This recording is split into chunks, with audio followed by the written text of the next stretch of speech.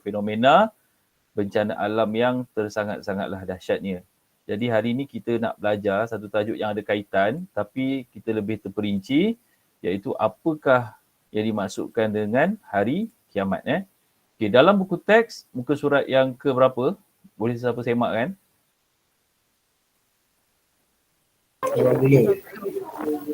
80 Okey, boleh buka muka surat yang ke-80.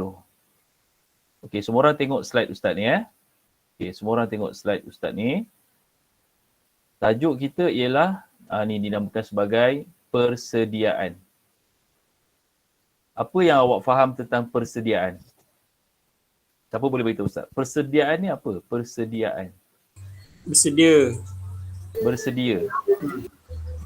Apa persediaan awak kalau contoh besok ada pertandingan berentas desa? Apa persediaan awak biasanya? Training. Lagi? Pagi? Pagi jogging. Maksudnya setiap pagi jogging, itu persediaan. So kita dah faham apa maksud persediaan.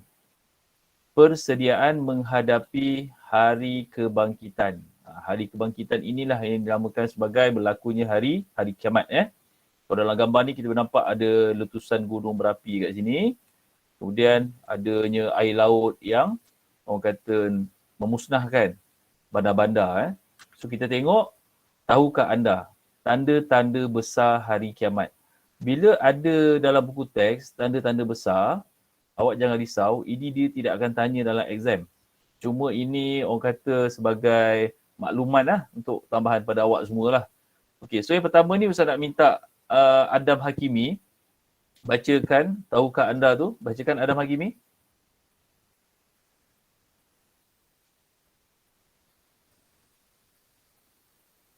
Alia Syamimi. Bacakan.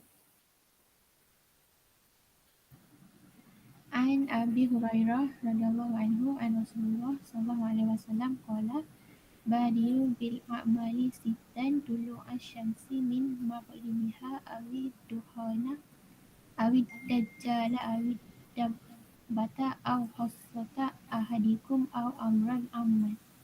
Okey, terima kasih. Maksud dia?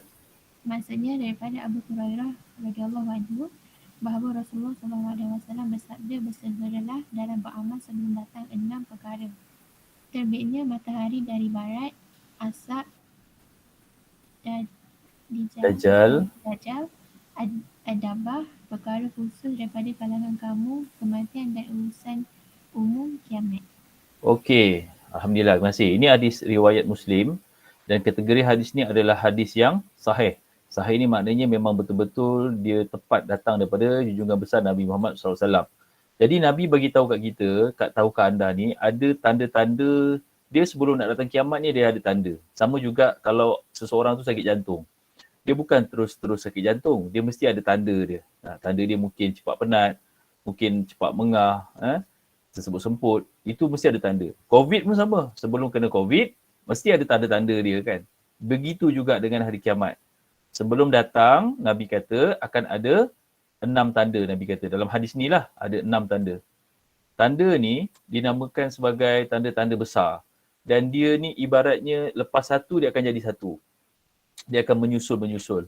Iaitu yang pertamanya kalau tengok kat sini, matahari dari barat ni maksudnya matahari terbit. Sekarang ni matahari terbit daripada mana? Timur. Okey, kalau tiba-tiba besok terbit daripada barat, maka dah muncul satu tanda besar. Lepas tu dia akan pula keluar iaitu dukhan. Dukhan ni maksudnya ialah asap. Asap tebal. Asap tebal. Kemudian ad-dajjal, semua orang tahulah. Orang Melayu sebut dajjal betul. Dajjal. Kemudian ad-dabbah. Dabbah ni adalah satu binatang yang akan muncul. Sekarang binatang tu tak ada lagi. Dia akan ada masa nak berlaku kiamat tu, baru dia ada. Dan dia dikabarkan boleh bercakap. Binatang tu boleh bercakap dengan manusia.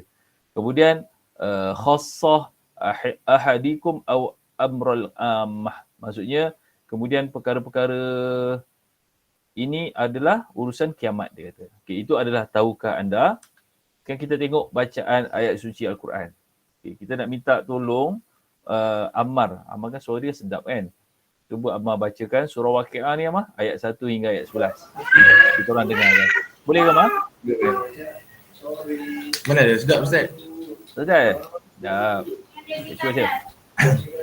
أعوذ بالله من الشيطان الرجيم بسم الله الرحمن الرحيم إذا وقعت الواقعة ليس لوقعتها كاذبة خافضة رافعة إذا رجت الأرض رجا وبست الجبال بسا فكانت هباء منبثا وكنتم أزواجا ثلاثة فأصحاب الميمنة ما أصحاب الميمنة وأصحاب المشأمة ما أصحاب المشأمة والسابقون السابقون أولئك المقربون. Masya Allah. Surah apa ni Amar? Surah Al-Waqiah. Al-Waqiah. Masya Allah. Tabarakallah. Bagus bacaan Amar tadi.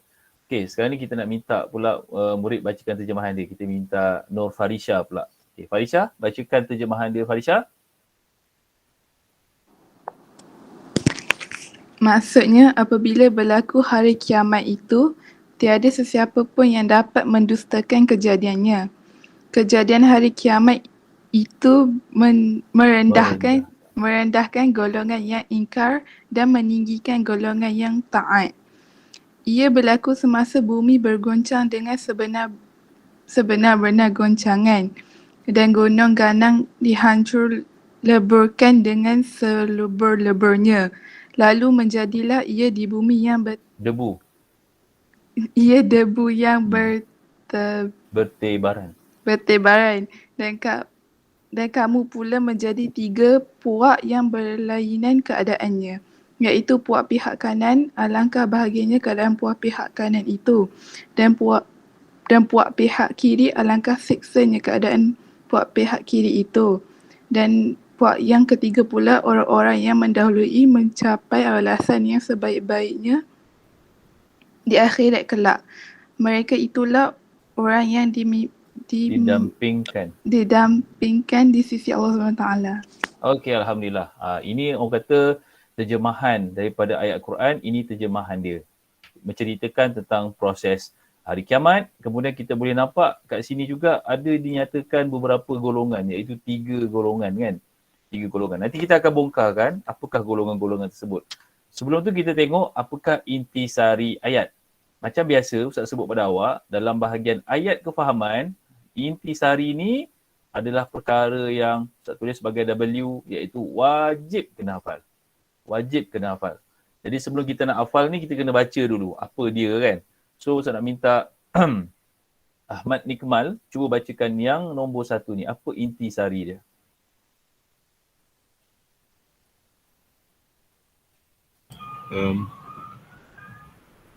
Allah menceritakan bahawa kejadian hari kiamat ini pasti akan berlaku. Ini ke itu tu? Hari kiamat itu pasti akan berlaku. Okey, jadi dalam satu barisan ni, Ustaz nak cuba bagi tahu pada Ustaz, sesiapa pun, mana perkataan penting yang awak rasa kita kena highlightkan? Mana perkataan penting awak rasa? Kejadian hari kiamat itu pasti. Kejadian hari kiamat. Okey, kejadian hari kiamat. Kemudian kita ambil pasti. Jadinya dalam kita nak belajar, inilah cara teknik dia, kita keluarkan manakah perkataan penting. Dan perkataan penting ni, bila kita dah ingat, secara automatik nombor 1 tu kita dah ingat. So yang pertama ni ialah Allah menceritakan yang hari kiamat tu pasti berlaku. Kejadian hari kiamat pasti berlaku. Tu yang pertama.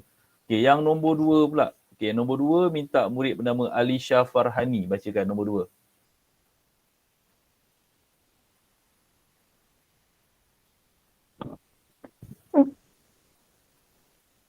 Bacakan nombor 2.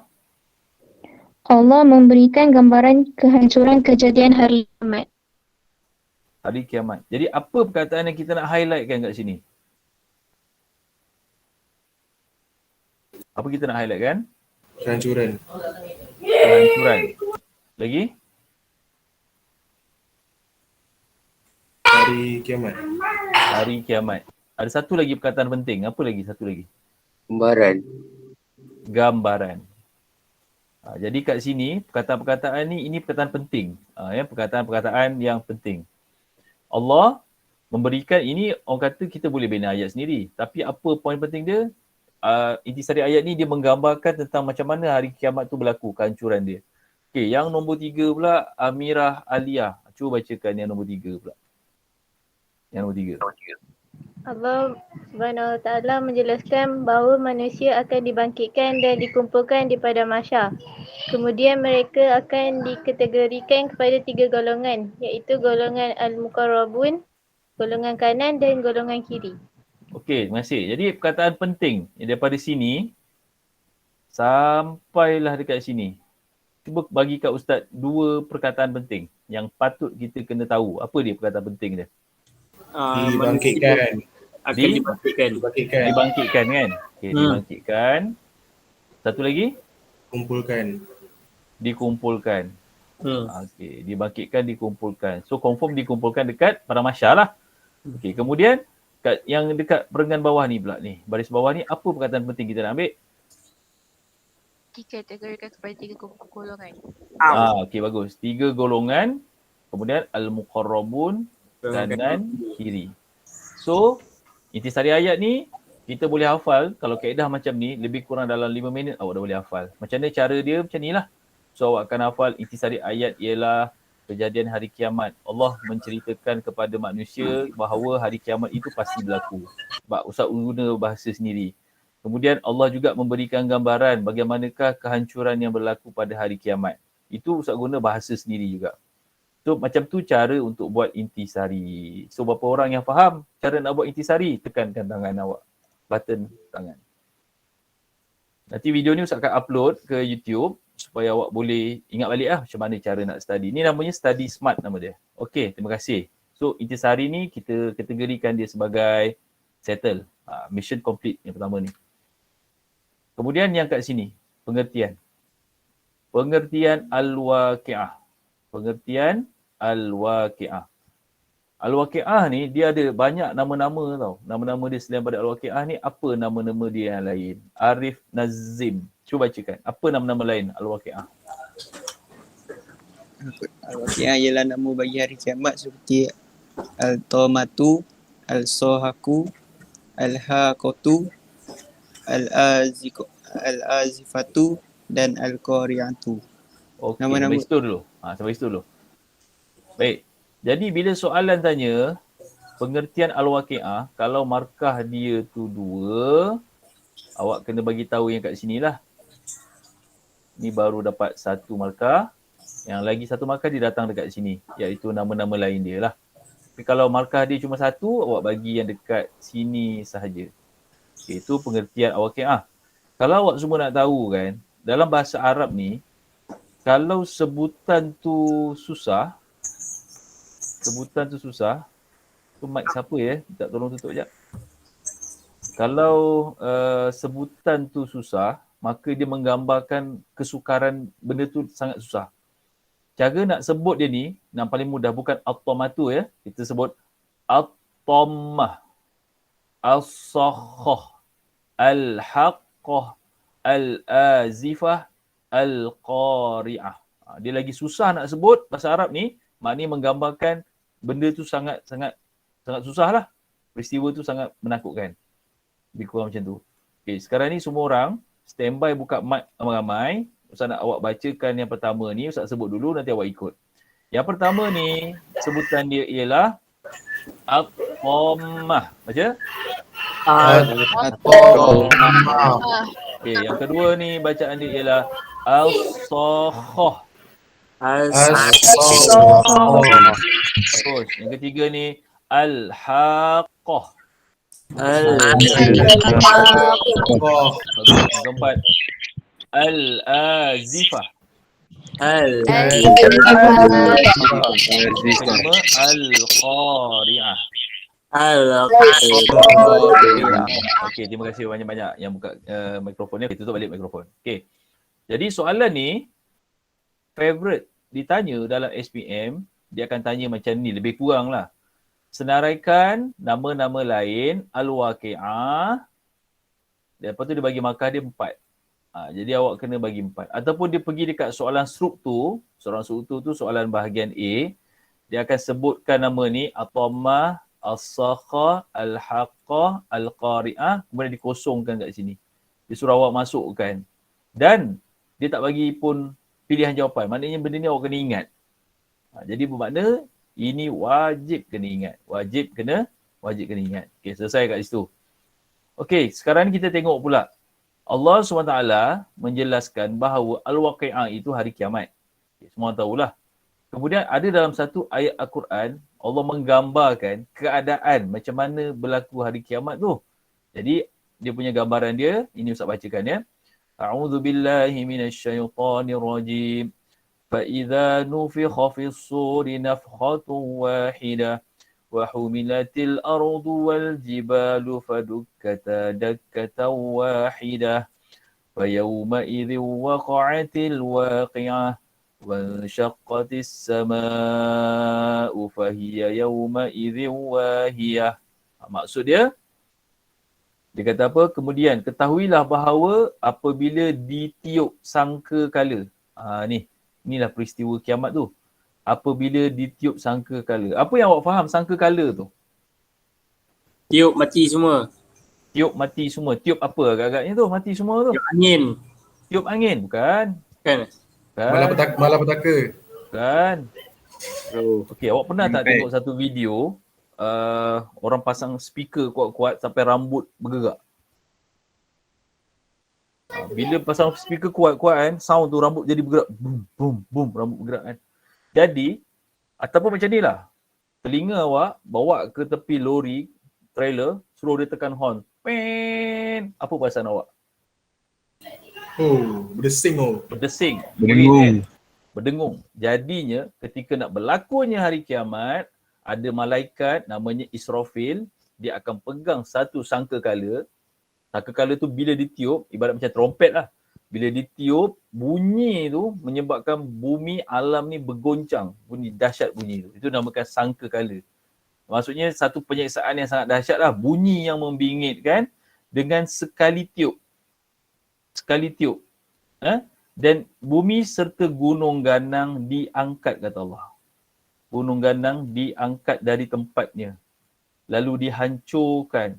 Sekali hancur, maka pada saat itu berlakulah hari kiamat, Allah kata.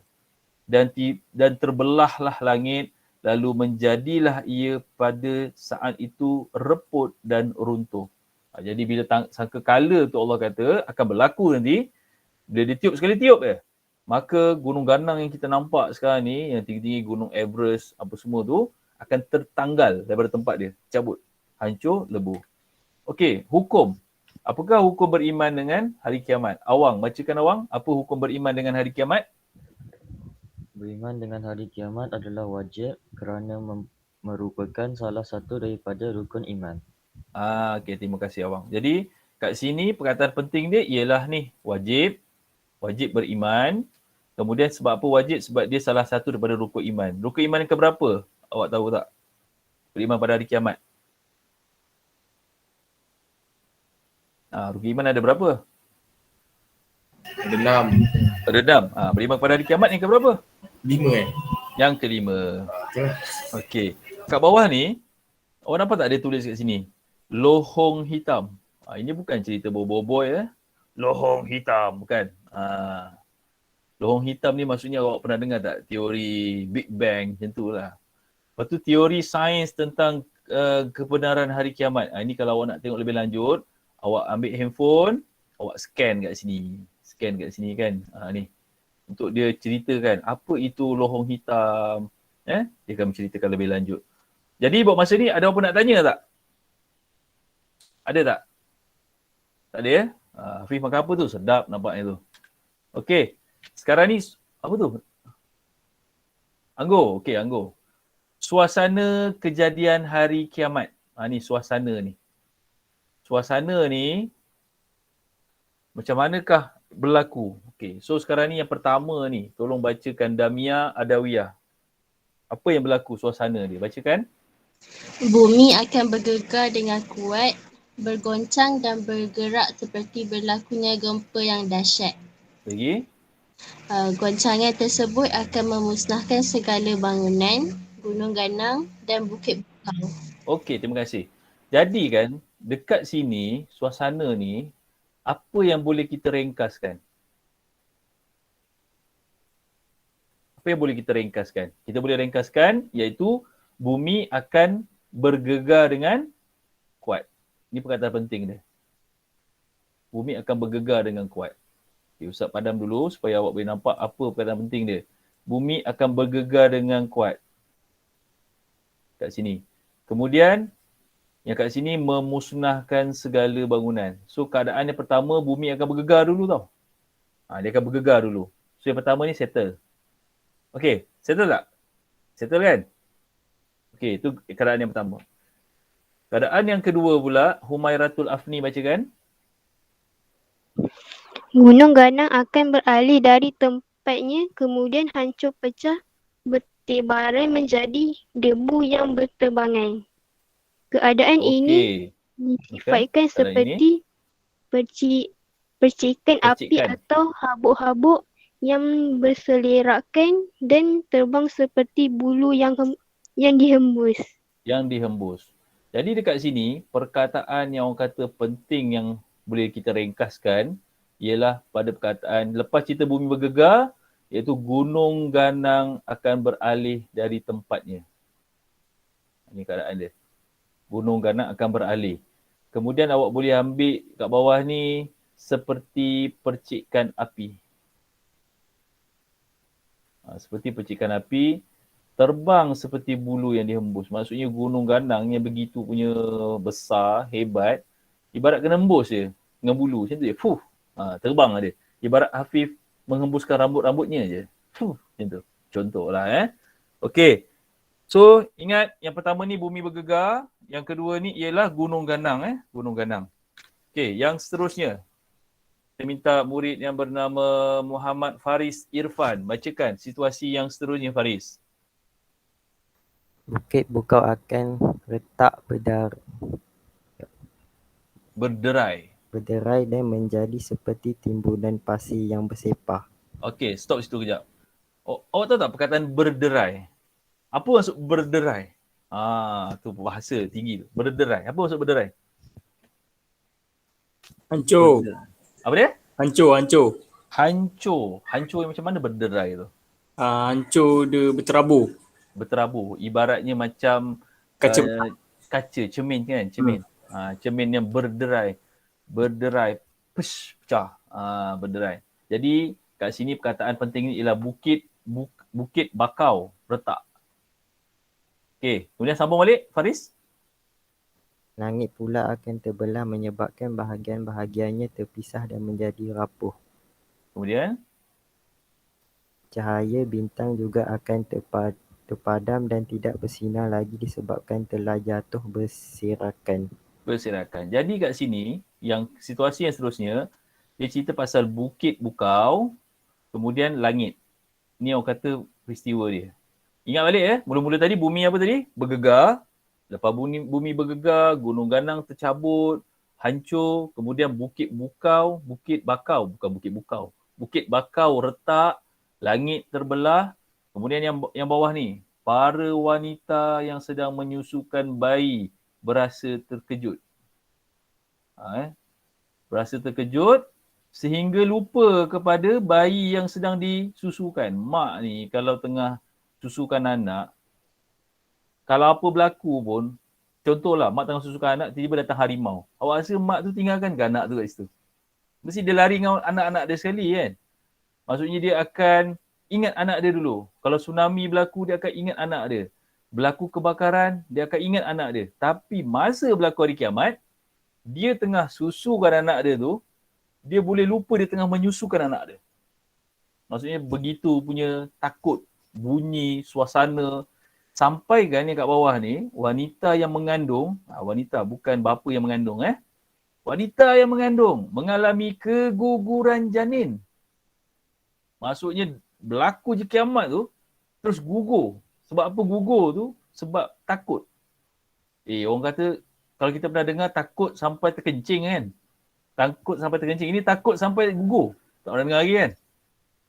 Dia ngandung, takut sampai gugur. Sebab apa? Tekanan perasaan yang dirasai. Jadi awak rasalah, awak nak ke berada zaman dunia kiamat ni? Nak ke? Siapa yang tak nak tekan tangan? Tak nak. Ramai yang tak nak kan? Ramai yang tak nak. Tak nak berlaku kiamat ni. Tapi Ustaz nak bagi tahu awak, kiamat ni, suasana ni, orang Islam, Allah tidak akan bagi tengok. Allah tak akan bagi tengok. Yang tengoknya adalah orang-orang kafir sahaja. Sebab masa berlakunya hari kiamat, manusia yang bernama agama Islam ni semua Allah dah matikan dah. Jadi kat dunia ni yang tinggal hanyalah orang-orang jahil, orang-orang kafir yang membuat kerosakan. Jadi tanda Allah cinta pada orang Islam, dia tidak merasai hari kiamat tu. Dia tak nampak peristiwa tu berlaku. Tak nampak peristiwa berlaku. Okey, buat masa ni, ada tak apa-apa awak nak tanya pada Ustaz pasal hari kiamat? Tak ada. Zaidah tu kata tak ada. Tak ada. Yang lain tak ada Haziq tak ada Okey. Kemudian, yang kat sini, dia kata manusia pada ketika itu keadaannya sedang mabuk. Masa hari kiamat tu berlaku, manusia masa tu macam sedang mabuk. Mabuk tu bukan sebab minum minuman keras. Bukan sebab ambil daun ketum. Bukan. Dia mabuk tu sebab dia punya suasana tu menyebabkan jadi terhoyong-hayang. Dan ketika itu dah mati dah semua, maka manusia akan dibangunkan keluar dari kubur mereka untuk diperlihatkan balasan amalan masing-masing. Awak pernah tengok cerita P. Ramlee tak? Cerita pendekar bujang lapuk. Benar. Awak perasan tak yang masa P. Ramlee dia nak belajar, yang dia pergi kubur, orang mati dibunuh. Lepas tu ada satu hantu gigi kan. Dia dibangun daripada kubur dia. Lepas tu dia tumbuk P. Ramlee. P. Ramlee tumbuk dia balik. Lepas tu dia ambil trompet kan.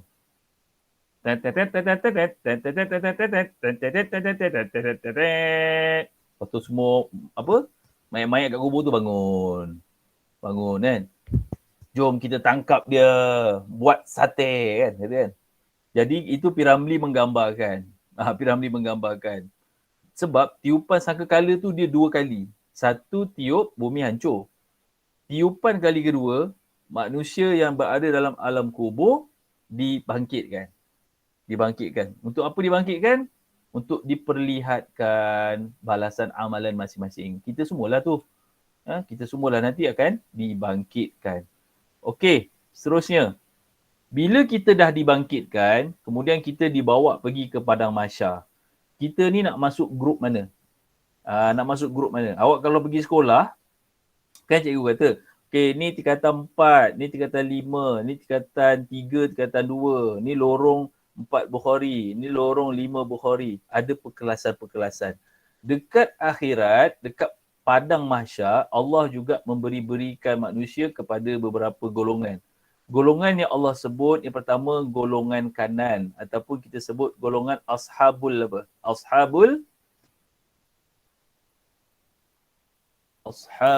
yamin.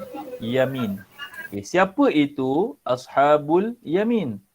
Jadi Ustaz nak minta Putri Sakinah bacakan. Apa itu ashabul yamin? Golongan kanan tu siapa?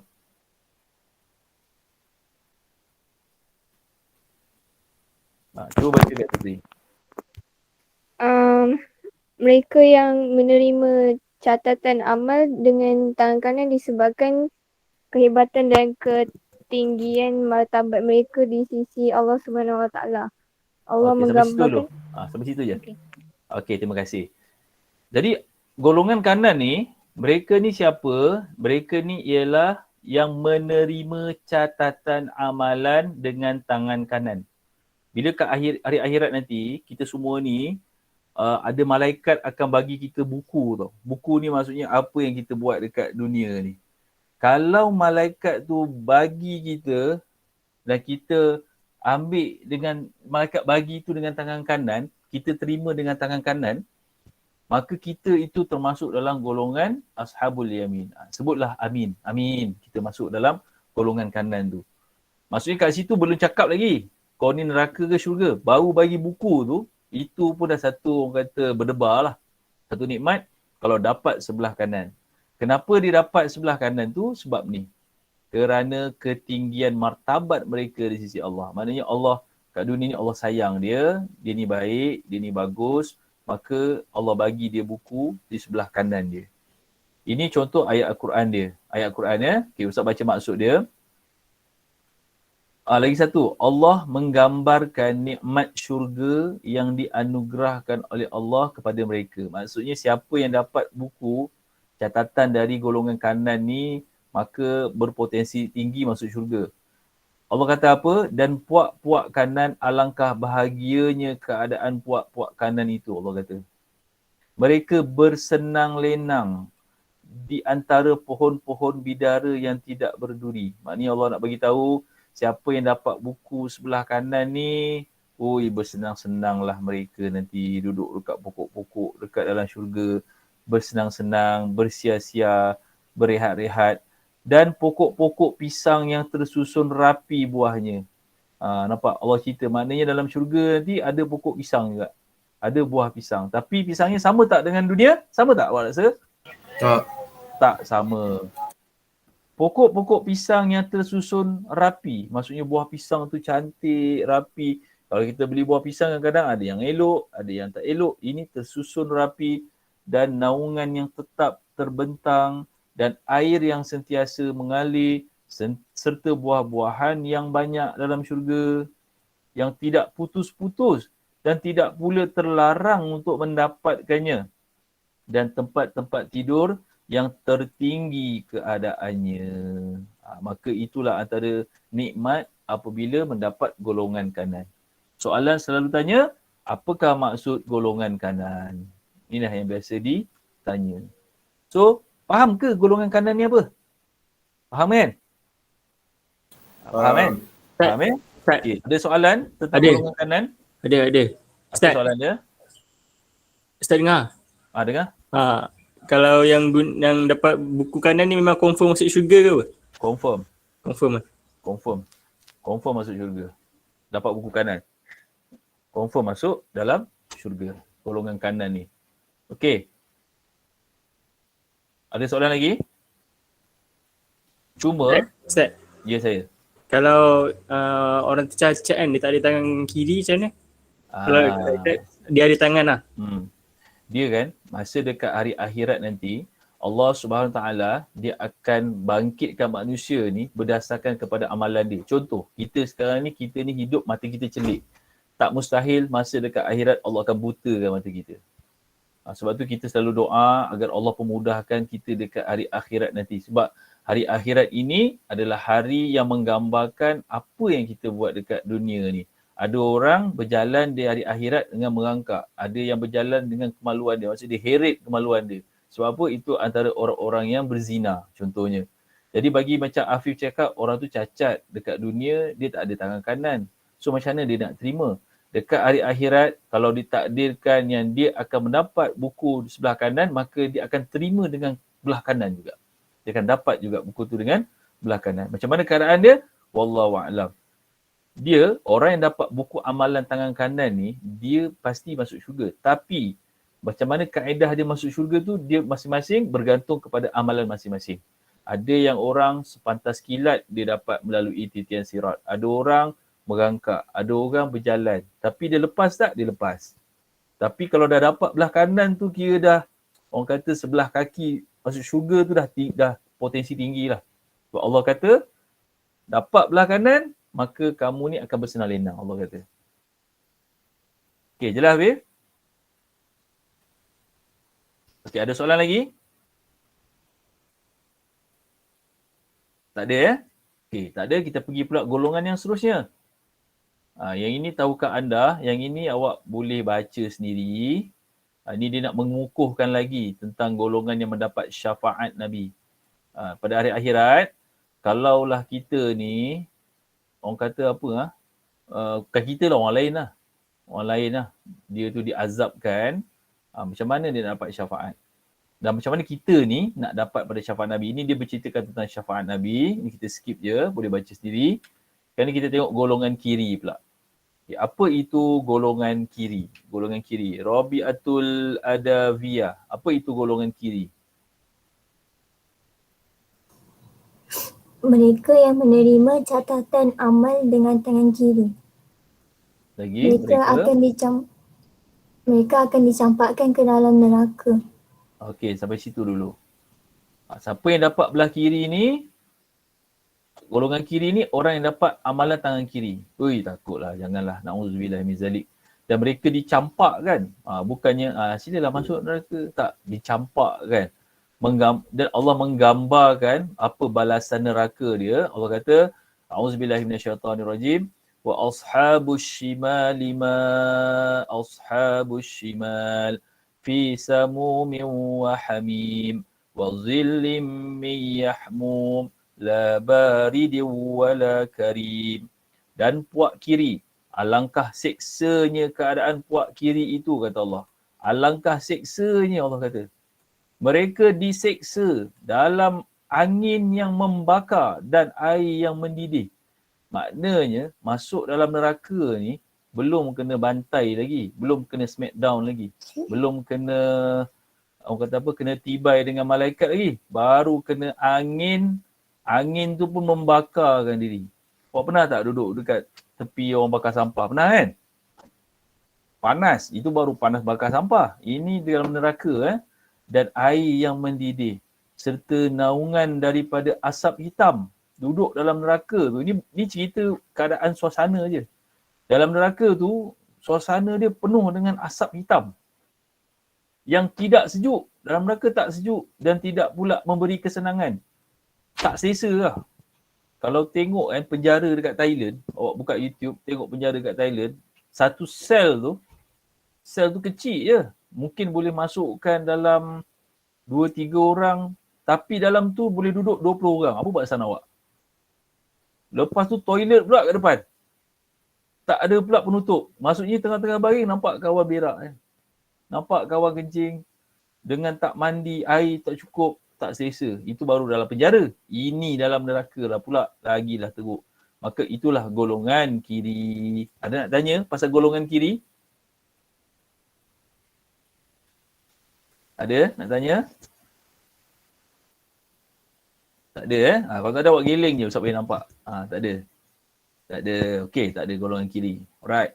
Yang ini pula golongan muqarrabun. Golongan muqarrabun ni dia pecahan daripada golongan kanan tadi. Cuma dia orang ni special sikit. Kenapa mereka ni special? Golongan muqarrabun ni ialah ni, golongan yang berlumba-lumba dalam melakukan kebaikan. Maksudnya dekat dunia ni mereka ni orang yang pantang lah dengar kata kita nak buat sedekah. Oh, dia paling cepat sekali. Ada orang susah sana, dia yang paling cepat. Dialah yang sentiasa nak merapatkan diri dengan Allah. Maka mereka tu digelar golongan muqarrabun. Kenapa ni? Keimanan, ketaatan, jihad, taubat, amal kebajikan. Maksudnya memang orang yang hebat-hebat lah. Siapa mereka ini? Golongan para Nabi, para Rasul, para syuhada. Syuhada ni apa? Syuhada ni apa? Siapa tahu? Ke tak tahu? Tak tahu. Tak tahu. Syuhada ni orang yang mati syahid. Orang yang mati syahid dan para sahabat. Jadi kalau ditanya siapakah golongan muqarrabun? Inilah dia golongan muqarrabun. Berlumba-lumba melakukan kebaikan. Okey. Dan mereka ini Allah gambarkan, mereka ni akan dimasukkan ke dalam syurga Naim. Syurga yang penuh dengan kenikmatan buat selama-lamanya. Maksudnya mereka ni mendapat kedudukan yang istimewa di sisi Allah SWT.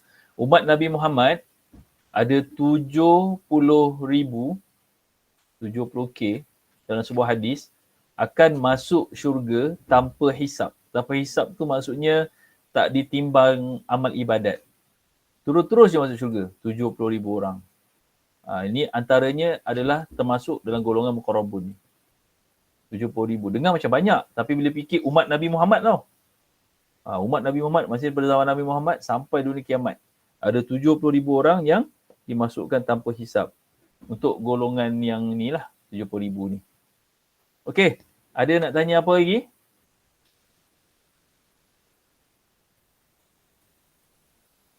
Ini hadis yang menceritakan tentang nikmat syurga. Nikmat syurga, dia kata penduduk syurga melihat penghuni tempat yang tinggi di atas mereka seperti melihat bintang yang berada di pancur timur dan barat kerana keutamaan mereka. Syurga ni dia ada 100 tingkat. Dia ada 100 tingkat. Tingkat yang ke-100 ni tingkat yang paling best, yang paling tinggi. Yang paling rendah tingkat 1 lah. Tingkat 1. Jadi orang tingkat 1 melihat kepada orang tingkat 2 jauhnya seumpama kita melihat bintang di langit. Kita pun tengok bintang kat langit. Oh, cantiknya, bestnya. Macam tu. Dalam syurga nanti kita akan tengok macam tu. Orang tingkat 2 pula dia tengok tingkat atas. Jadi boleh bayanglah tingkat 1 nak tengok tingkat 100 tu apa punya jauh kan. Jadi tapi masing-masing tak dengki lah. Dia tak ada dengki, tak aci lah. Aku dulu yang ajar dia solat. Pahal pula dia tingkat 2. Tak ada. Dia tak ada macam tu. Tapi diceritakanlah yang mereka semua berada dalam keadaan yang gembira di dalam syurga. Okey, sekarang kita nak pergi yang terakhir ni. Apa usaha kita untuk kita ni menjadi ashabul yamin? Apa usaha kita nak jadi muqarrabun? Apa usaha kita untuk jangan jadi ashabul shimal? Jangan jadi yang ketiga. Ustaz pernah tengok satu video, ada orang ni, dia kata dia nak masuk neraka. Dia kata dia nak masuk neraka sebab dia kata dalam neraka nanti ada ramai artis-artis barat. So boleh dia berjumpa dengan mereka, dia kata. Bongok betul kan? Dia kata bolehlah dia kata apa dapat berjumpa dengan maksudnya penyanyi-penyanyi yang kafe-kafe tu. Boleh jumpa kata dia. Itu antara orang-orang jahil. Okey, yang pertama ni. Apa perkataan penting nak ambil? Cari satu je perkataan. Cepat. Yang pertama ni. Istiqamah. Apa maksud istiqamah? Konsisten. Konsisten. Okey. Yang belakang ni boleh buat ayat sendiri. Kalau nak buat huraian, apa kita nak bubuh? Kalau contohlah, apa huraian dia kita akan bubuh agar. Apa lagi selain daripada agar? Supaya kesannya. Sambunglah nanti. Okey, yang kedua. Carikan pada ustaz 2 perkataan penting. Memohon pertolongan. Memohon pertolongan. Diselamatkan. Diselamatkan. Doa lah. Kita doa. Okey. Yang ketiga. Yang mana kita nak bulatkan yang penting? Mengelakkan diri daripada melakukan dosa. Mengelakkan diri dari melakukan dosa. Kita ni nak buat pahala susah. Jangan kita tambah dosa. Macam itulah. Kemudian yang keempat. Berlumba-lumba. Melakukan ketaatan kepada Allah. Melakukan ketaatan. Jadi yang Ustaz bulatkan ini orang kata poin-poin penting. Usaha anda. Usaha anda. Okey, sekarang ni Ustaz nak tanya murid yang bernama Syasha Yasmin. Dekat sini Syasha Yasmin, apa perkataan yang Syasha rasa penting untuk kita bulatkan Syasha? Melakukan segala yang diperintahkan oleh Allah. Ya, betul. Melakukan segala yang diperintahkan oleh Allah. Nanti kalau kita nak buat huraian, kita buat contoh. Kan? Apa contoh? Kita buatlah melakukan solat, mengeluarkan zakat. Itu cara huraian. Okey. Yang nombor yang seterusnya ni, Zaidatul. Apa kita nak ringkaskan Zaidatul? Apa perkataan penting?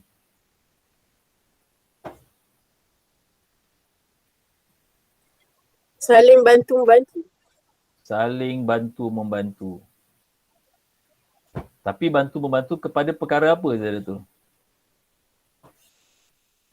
Kebaikan ke keburukan? Kebaikan. Kebaikan. Jangan tolong-menolong perkara keburukan. Kemudian yang kat bawah sekali ni, Sofia. Apa dia Sofia? Perkataan penting. Mengamalkan sifat amanah. Ya, mengamalkan sifat amanah. Yang Ustaz bulatkan ni, orang kata poin-poin penting. Yang awak ingat poin ni, insya-Allah awak boleh karangkan dia. Sebab awak kan belajar bahasa Melayu kan. Jadi awak boleh ingat poin ni dah cantik. Okey, pengajaran ayat. Pengajaran ayat ni, awak boleh hafal apa yang ada dalam buku teks. Itu yang terbaik. Tapi kalau tak boleh hafal, awak boleh buat ayat sendiri berdasarkan apa yang awak, saya kata F, iaitu faham tentang apa yang awak belajar. Bila nak buat pengajaran ayat, perkataan penting sebelum nak buat pengajaran ayat ialah mesti ada perkataan ini. Umat Islam hendaklah. Jangan miss perkataan ni nak buat pengajaran. Boleh catat dekat ruangan catatan kalau awak nak buat catatan. Lepas tu kena ada perkataan ni, kita perlu sentiasa. Ini perkataan-perkataan penting. Umat Islam harus, maksudnya ada perkataan umat Islam ni mesti kena ada. Kita perlu, boleh ada perkataan ni. Inilah cara nak buat pengajaran.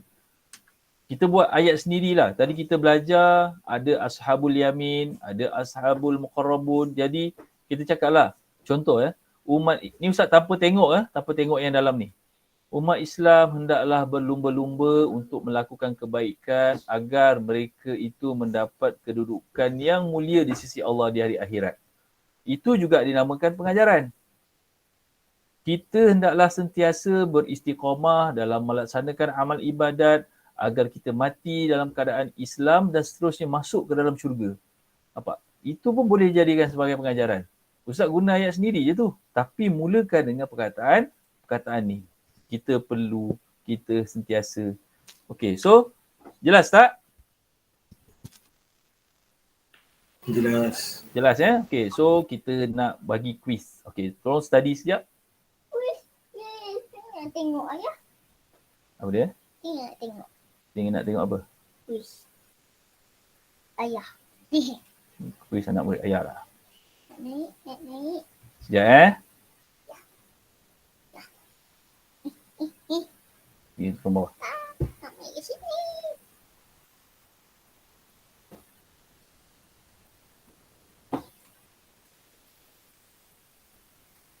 Sekejap